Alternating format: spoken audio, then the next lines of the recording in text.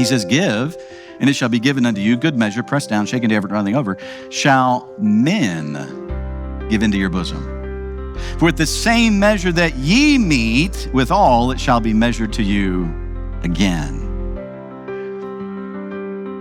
Please understand, I'm not preaching a prosperity gospel message here, right? But can I tell you something? If you want God to give back to you, pressed down, shaken together, running over, then you need to give, pressed down, shaken together, running over.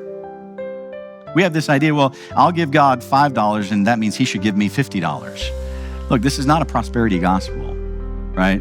You heard this, if you just send $100, God's gonna give you $1 million, No, that's not what God is saying.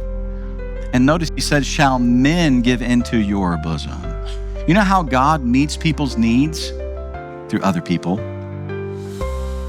God uses other people to meet needs. I don't know if you've ever noticed this or not, but when you had a need, money just didn't fall from heaven. Be nice, be nice, but it doesn't happen, does it? You know what happens? Somebody helps to meet your need. God works in the heart of somebody else, or maybe a couple individuals or a single individual, whatever. God works in their heart and they give to help meet your need. You may never even know who that person was, right? But God worked in somebody's heart and they helped to meet your need. And this is what Paul is saying here. There ought to be a mutual care here among believers, right?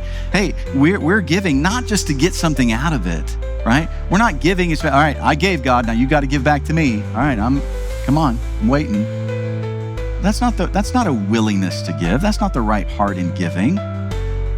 But God says, hey, I do want you to know that when you give to help meet other people's needs, guess what? When they have an abundance, God's going to work in their heart to help meet your need.